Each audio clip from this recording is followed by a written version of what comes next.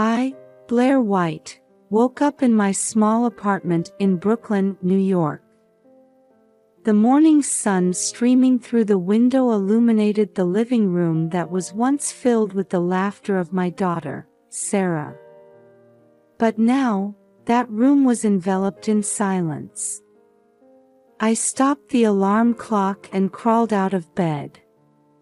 As I stared at my reflection in the mirror, I saw deep traces of fatigue etched under my 42-year-old eyes. Since losing Sarah to leukemia 5 years ago, it felt as though my life had lost its color.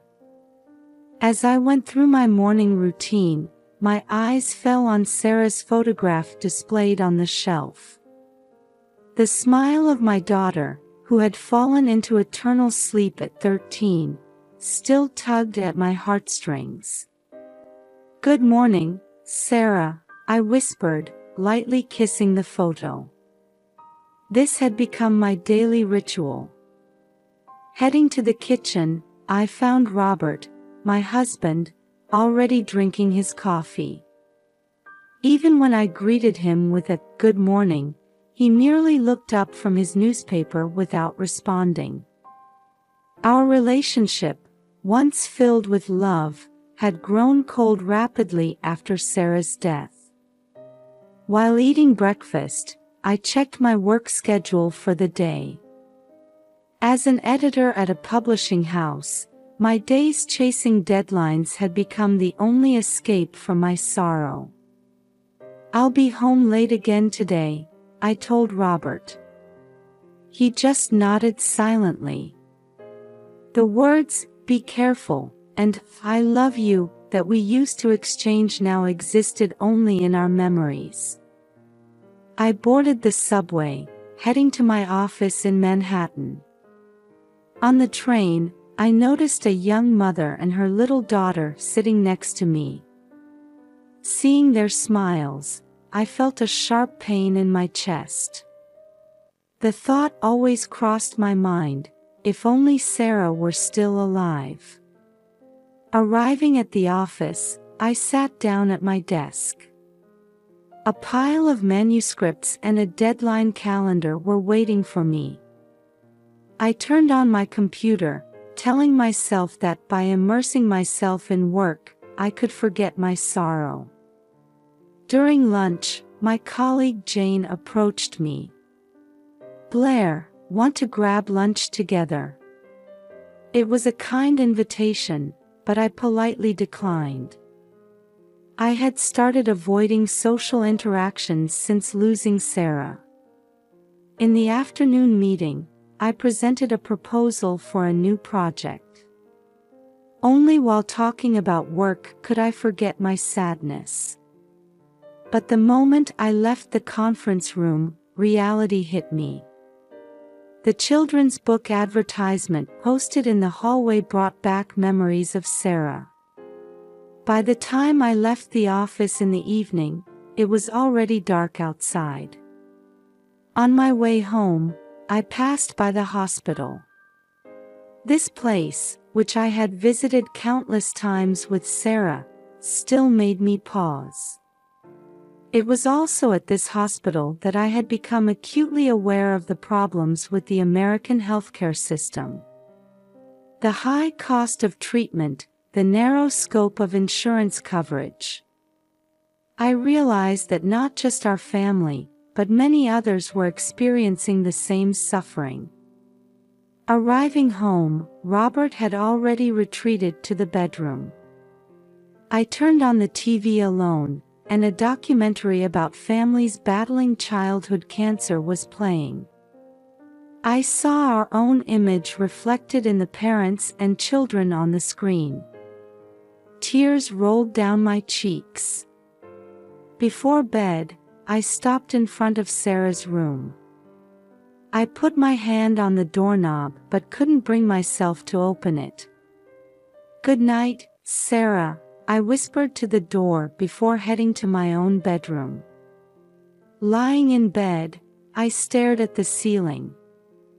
Tomorrow, another day just like this one would begin. days of living with grief. But as I closed my eyes, I could feel Sarah's memory quietly living on in my heart. The morning light streamed through the window, and I woke up. As usual, I got out of bed with a heavy heart and completed my daily ritual of kissing Sarah's photo. Another unchanging day was supposed to begin. While having breakfast, I casually glanced at the mailbox and noticed an unfamiliar envelope. "That's strange," I thought as I picked it up, and was shocked to see the name on it. Miss Sarah White. My hands began to tremble. The name of my daughter who had passed away 5 years ago. Moreover, the sender was the local prestigious Stuyvesant High School. This must be some mistake, I told myself as I opened the envelope with shaking hands. What came out was undoubtedly an acceptance letter. "Dear Sarah White, we are pleased to inform you of your acceptance to Stuyvesant High School." The words danced before my eyes, and I lost my sense of reality. What's going on? Why? Various questions raced through my mind. Coming to my senses, I immediately called the school. Explaining the situation in a flustered state, the staff on the phone was silent for a moment before saying, "Mrs. White, we're terribly sorry. Regarding this matter, could you please come to the school in person so we can discuss it?" "I'll be there right away," I replied and hung up. My head was in a whirl, unable to comprehend what was happening. I stared at Sarah's smiling photograph, asking, "What's going on?" I hurriedly put on my coat and grabbed my bag. Before leaving the entrance, I looked at Sarah's photo once more. "Mom's going to get to the bottom of this," I vowed in my heart. I jumped on the subway and headed to the school. On the train, I checked the acceptance letter in my hand over and over again. The feel of the paper, the smell of the ink, everything was real. Yet, the content written there was completely at odds with my reality. Getting off at the station, I walked briskly towards the school. My heart rate increased, and my breathing became rapid. "Stay calm," I told myself, but my head was full of questions and anxiety. The Stuyvesant High School building came into view. This school, known as one of New York City's elite institutions, should normally be a place of joy and expectation. But for me now, it was only a symbol of mystery and anxiety. I took a deep breath in front of the school gate to calm myself. "Sarah, Mom's going to uncover the truth," I whispered in my heart as I stepped into the school with heavy feet. After explaining the situation at the reception, the staff looked at me with sympathetic eyes and said, "We've been expecting you. Please, this way." Walking down the hallway, I saw students' artwork and awards displayed on the walls. All things Sarah never got to experience. With a heavy heart, I knocked on the door of the room I was guided to. In response to a "Come in," I entered the room, and a middle-aged woman stood up to greet me. "Mrs. White, we've been expecting you." "I'm Meryl Thompson, the vice principal." Prompted to sit down, I took a seat with a tense expression. Meryl took a deep breath and began, "Mrs. White, actually." At that moment, I intuitively felt that my life was about to change dramatically. Meryl Thompson's voice echoed in the quiet conference room. "Mrs. White, actually." At these words, my heart began to race. This acceptance letter was indeed issued in the name of Sarah White. However, it's... Meryl continued, choosing her words carefully. It's for another child of your husband, Robert White. I was at a loss for words. My mind went blank, and I started to hear a ringing in my ears. Another child, was all I managed to utter. Meryl looked at me with sympathetic eyes and slowly continued her explanation. Mrs. White, we only became aware of this situation recently. In fact, Robert White has twin sons. Their names are Trey and Tom, and they're both 15 years old. This can't be true. I mumbled. Why are you telling me this?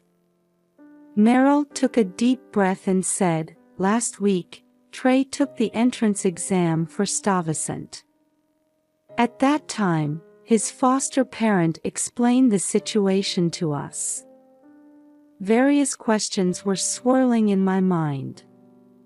Robert's betrayal, the hidden children, and why this school knew so much about it. Trey's mother knew about your existence. And she decided it was time to tell Trey the truth. Meryl continued.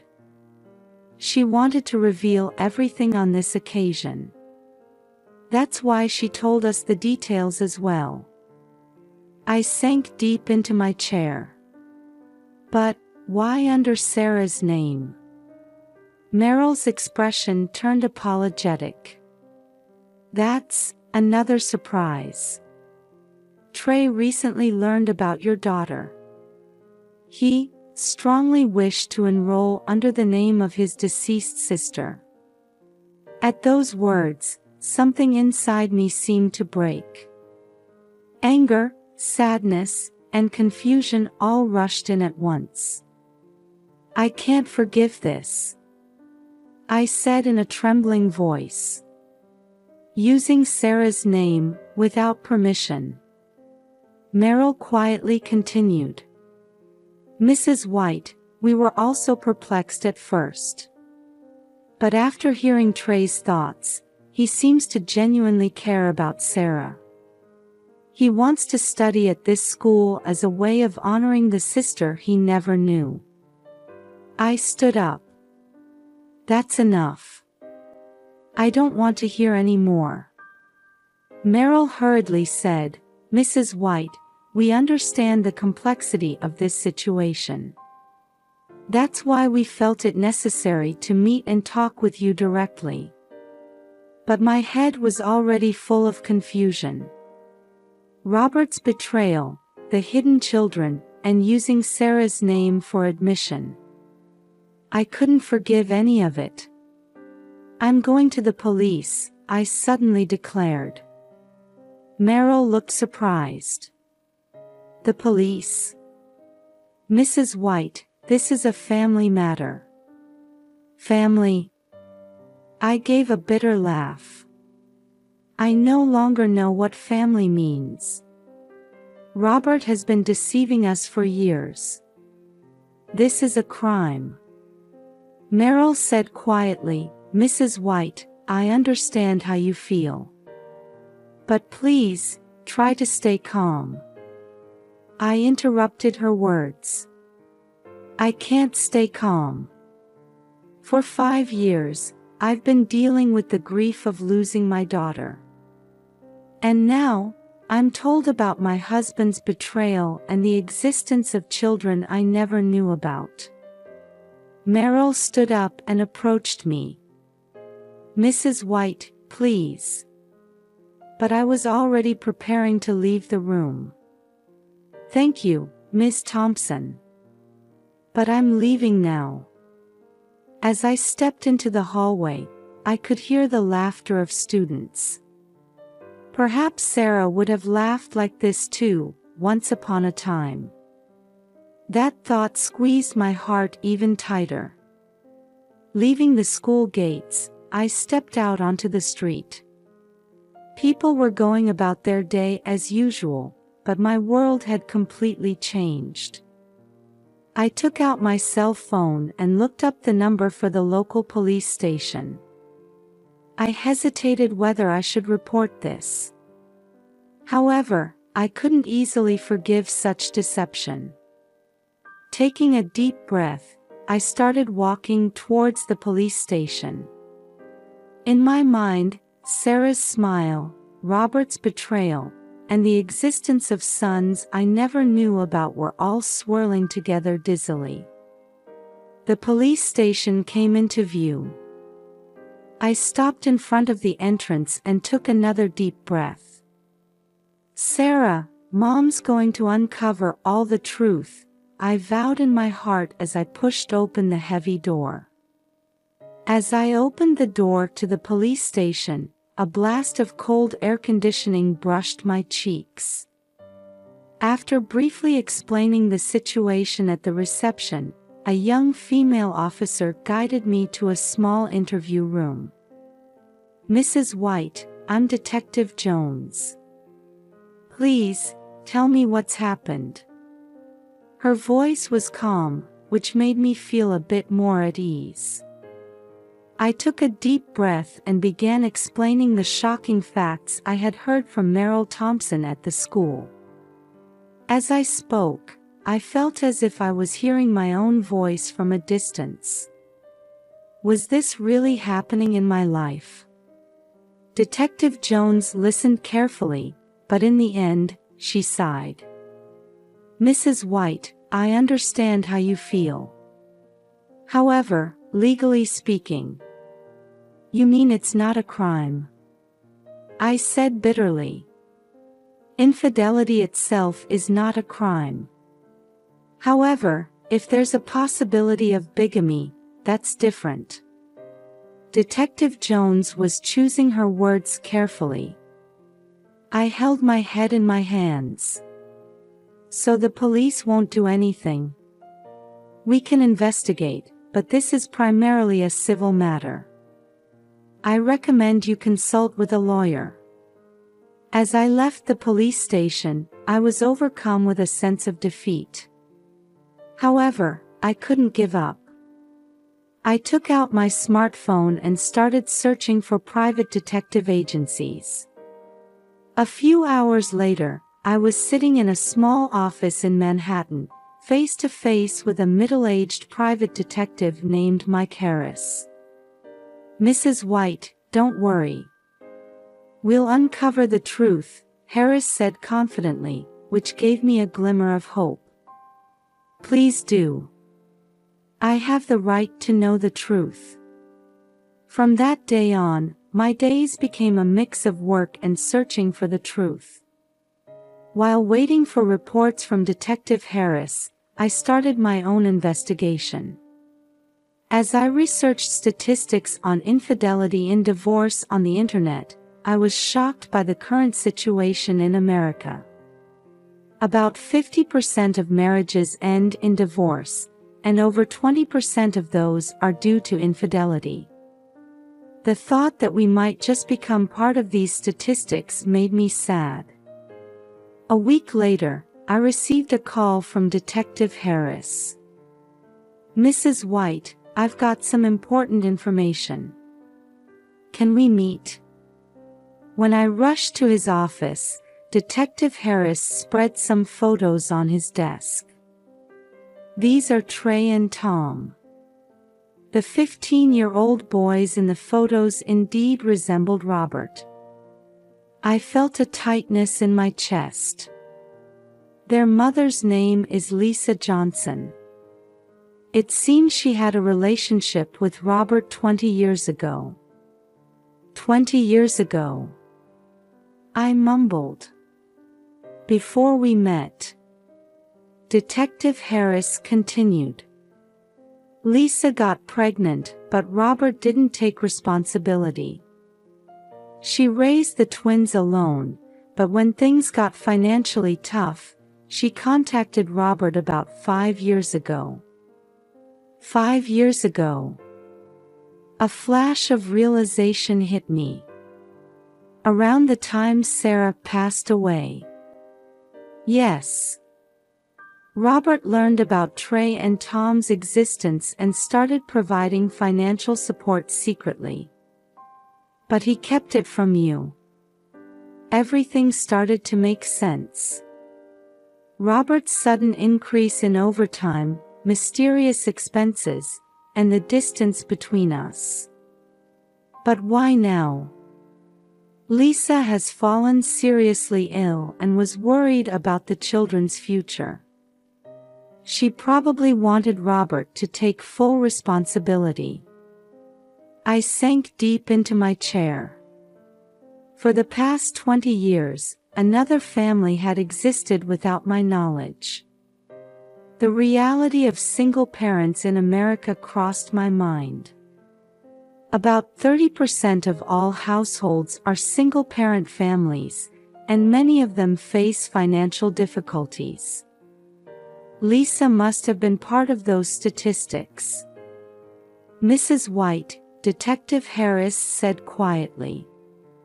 What do you want to do next? I took a deep breath. I'm going to meet them. Trey and Tom, and Lisa. I want to see the whole truth with my own eyes. Detective Harris nodded. I understand.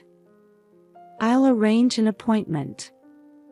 As I left the office, the setting sun was painting the city red. A new reality was waiting for me. Whatever it might be, I was determined to face it.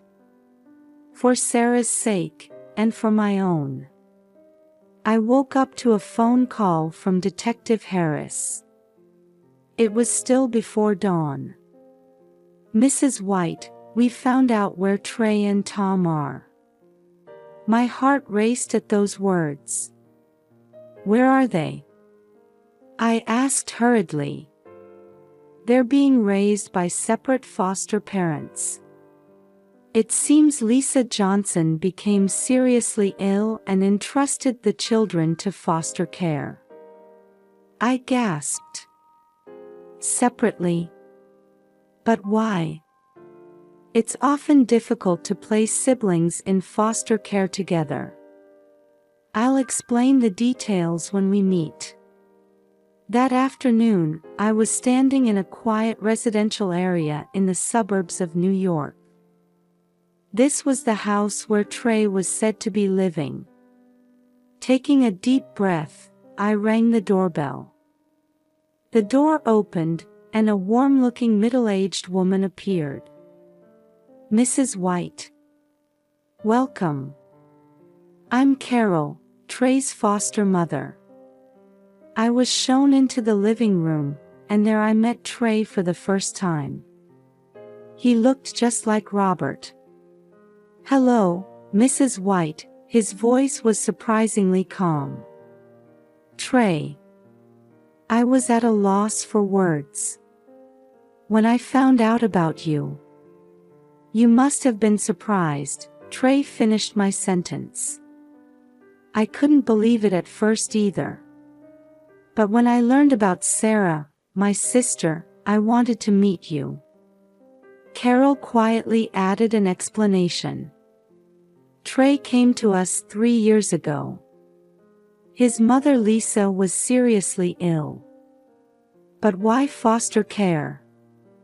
I couldn't help but ask.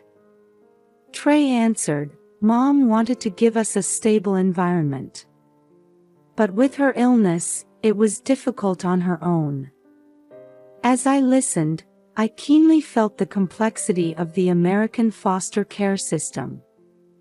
The fact that about 400,000 children use the foster care system every year. Among them, Trey seemed to have been placed in a relatively good environment. Tom, where is your brother? I asked nervously.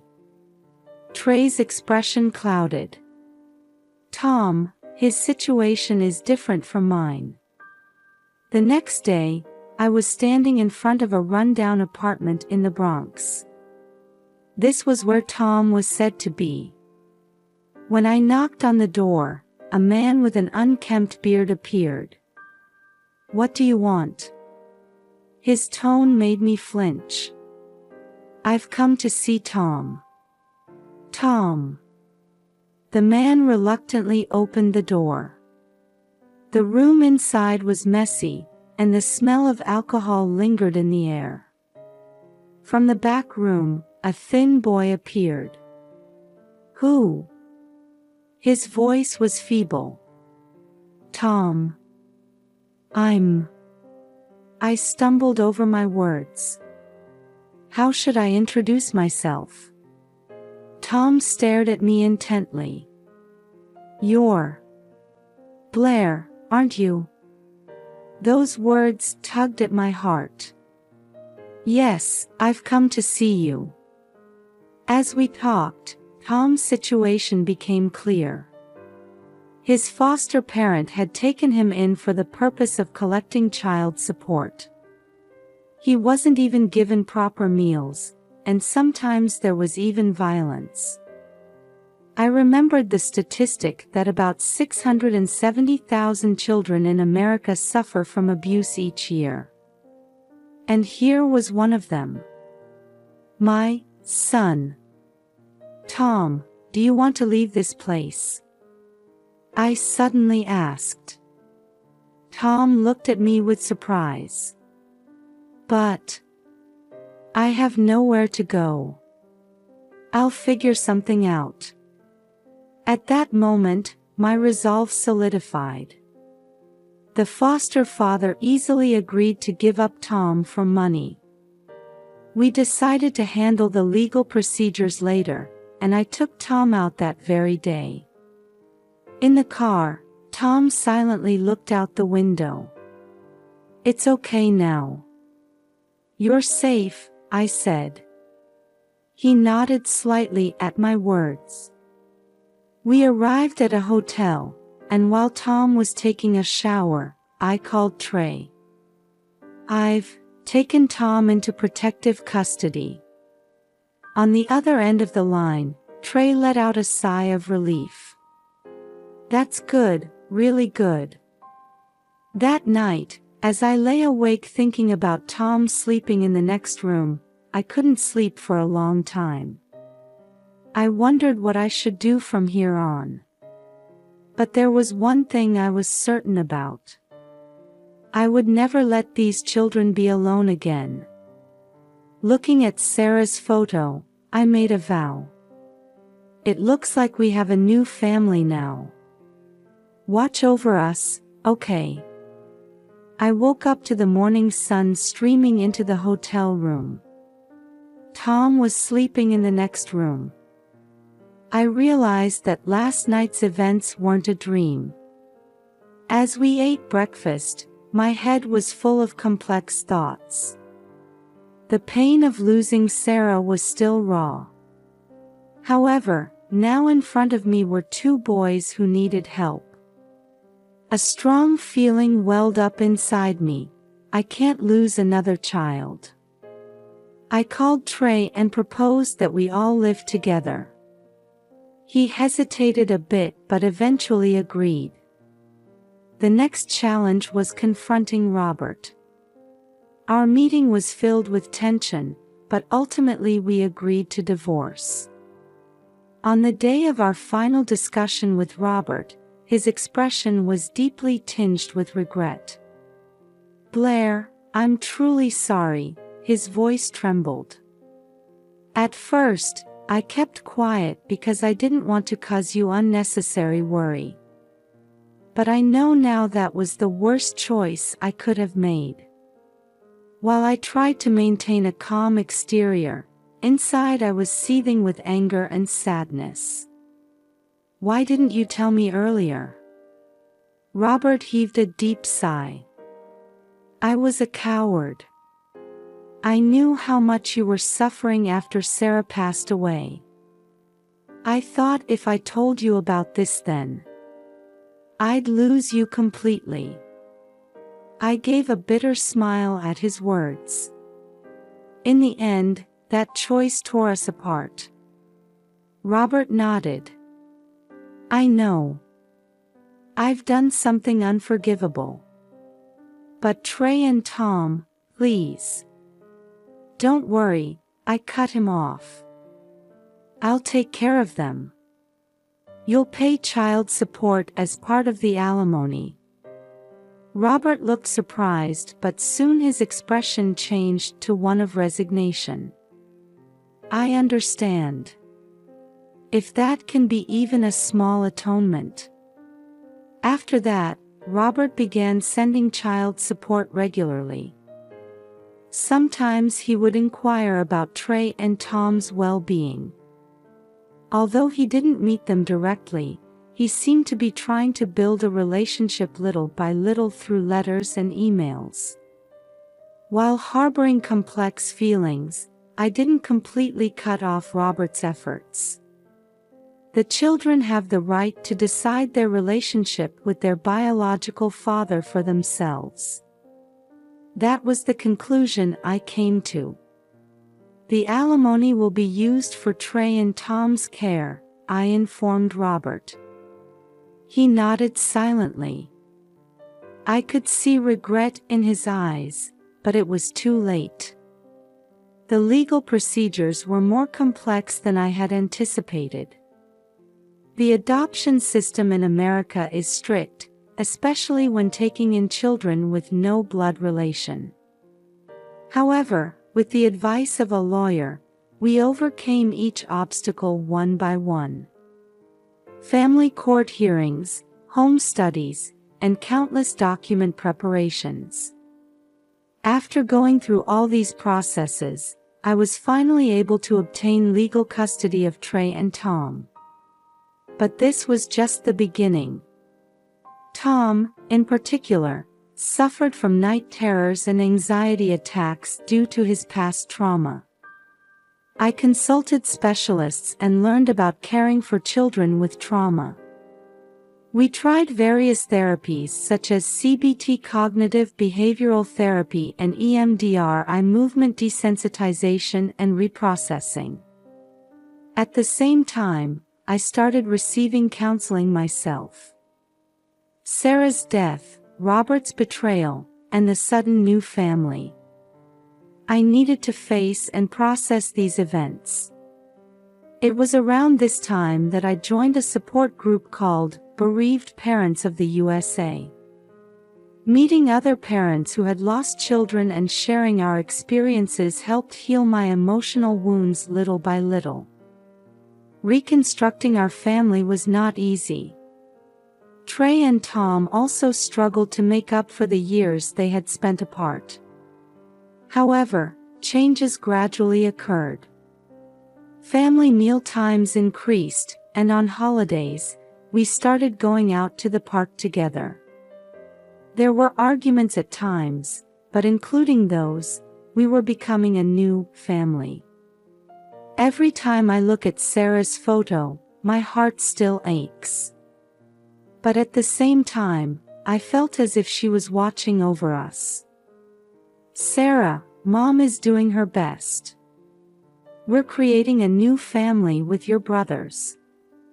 Watch over us, okay? Sometimes I wondered if this decision was the right one. But every time I saw Trey and Tom's smiles, those doubts vanished. They gave me a new purpose in life. While cherishing Sarah's memory, they gave me the courage to move forward at the same time.